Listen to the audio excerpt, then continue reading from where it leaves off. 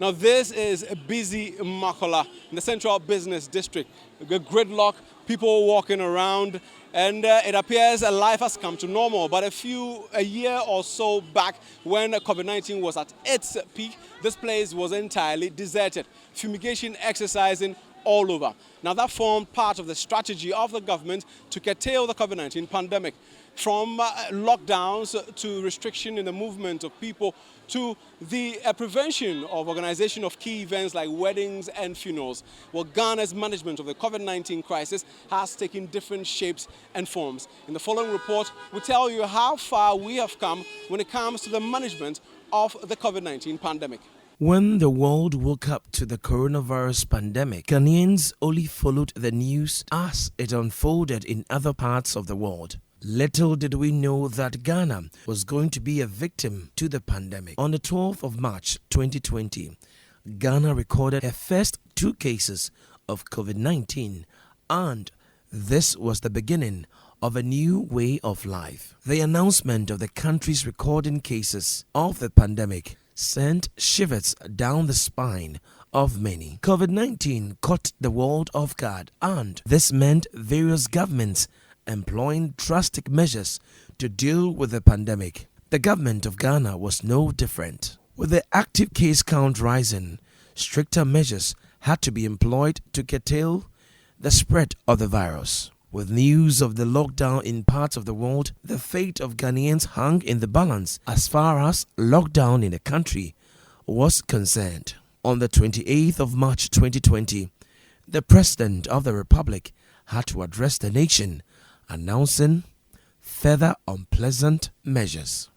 Fellow Ghanaians, effective 1 a.m. on Monday 30th March, some 48 hours from now, I have imposed, pursuant to the powers granted the President of the Republic under the Imposition of Restrictions Act, 2020 Act 1012, restrictions on movement of persons in the Greater Accra metropolitan area, GAMA, which includes Awutu Senya East Municipality and the Greater Kumasi Metropolitan Area and contiguous districts for a period of 2 weeks, subject to review.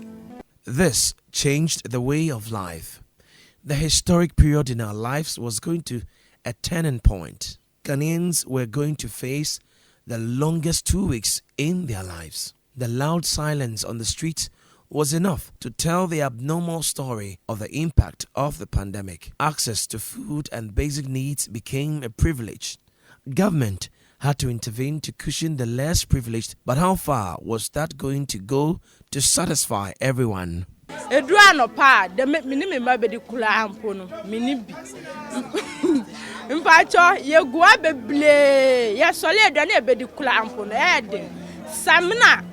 Samina could be senior Maculampo, yes, so flee, but there be a chia. The spike in Ghana's cases came with growing concerns of how prepared health facilities were to deal with the rising numbers. As of the end of April 2020, Ghana's case count stood at 2,074. The death toll had risen to 17 and 212 had recovered. What many thought was going to be around for a short while gradually stayed with us for a long time.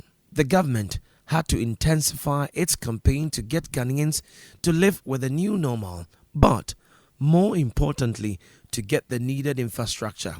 This included the production of over 14 million PPE, among others. This notwithstanding, all hands had to be on deck to fight the common enemy. A collaboration between the private sector and government led to a number of interventions. City TV and City FM dedicated an hour of airtime to discuss COVID-related issues. The building of the Ghana Infectious Disease Center, donations by numerous private companies, fumigation by Zoom Lion Waste Management Company were some contributions from the private sector.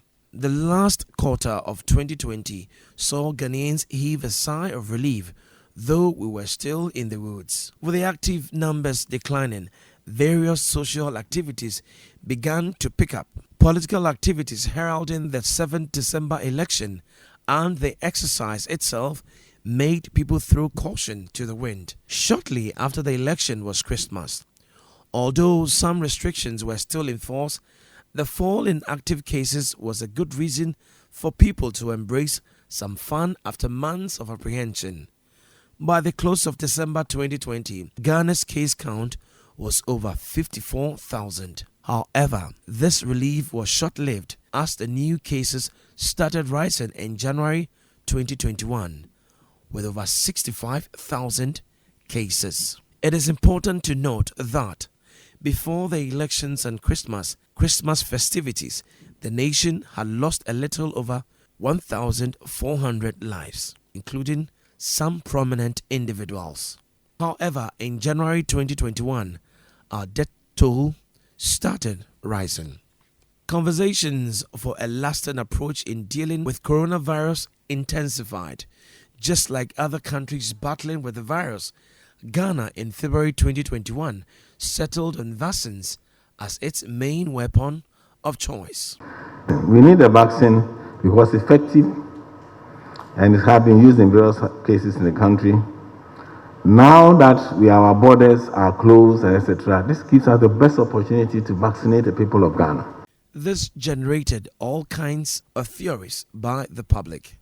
Regardless of the public uproar, in March 2021, the country received over 600,000 doses of COVID vaccines. The many opposing views on the vaccination exercise demanded a strategy to convince the public to take the jab, with the president leading the charge. It's important that I set the example that this vaccine is safe by being the first to have it, so that everybody in Ghana can feel comfortable about taking this vaccine. Some influential media personalities joined the campaign. This was enough to convince the public to get on board.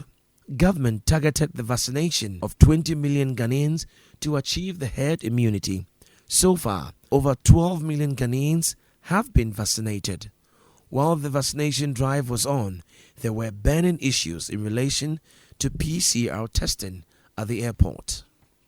Data on the Ministry of Finance's website indicates that the country spent 19 billion on COVID-19 related expenditure. Ghana's total case count stood at over 160,000, while the total recovery stood at over 159,000, with only 71 active cases. 1,445 had succumbed to the virus.